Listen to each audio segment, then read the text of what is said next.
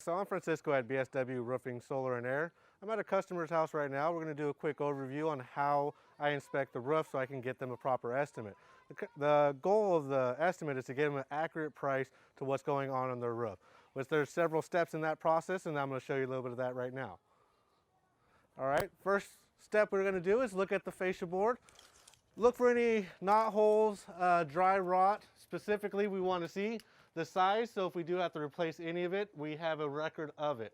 Okay, so right here, there's no dry rot going on. We're going to look at this section over here. Once we get that section looked at, then we'll go around the other side of the house and start looking at that.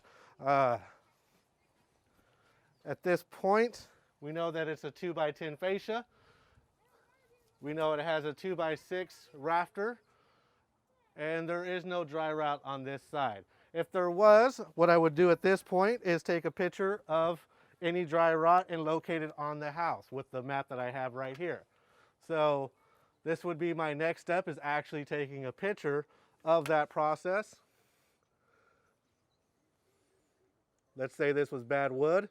Take a picture of it, go back to my drawing of the corner of this house, and make a note of it.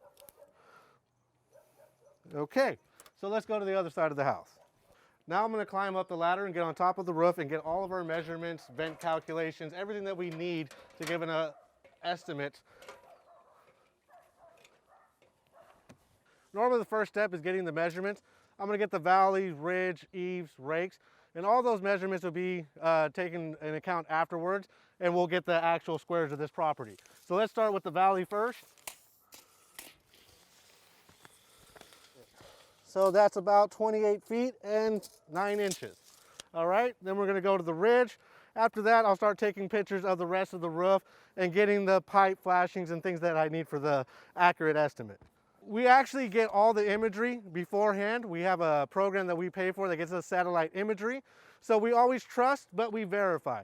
So that's part of the BSW way. These houses were built in the late 1980s, early 1990s. So if you look at these houses back here, they were all original shake roofs like this one. But now the customer is ready to move forward with this project. Now we need to help him decide what's best fit for him. Is it a pricing? Is it the looks, tile, composition? All those things will start coming into consideration at this point. Now, my job is to help him get to the point that he wants to be at when it comes to materials, price point, everything. So what I want to do for him is ask him a couple questions to get to where he wants to be at. Before I actually got on top of the roof, I actually talked to him about the customer next door or across the street, said that he really liked that roof and would prefer to go that route. So that is a composition roof. So what I'm going to do now is make sure, is he interested in the designer series or just a standard Title 24 reflective shingle?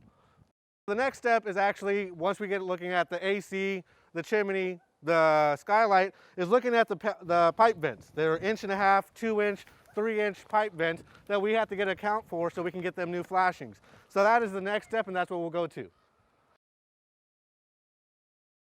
So one of the most important parts of doing the pre-inspection is actually looking at problematic areas.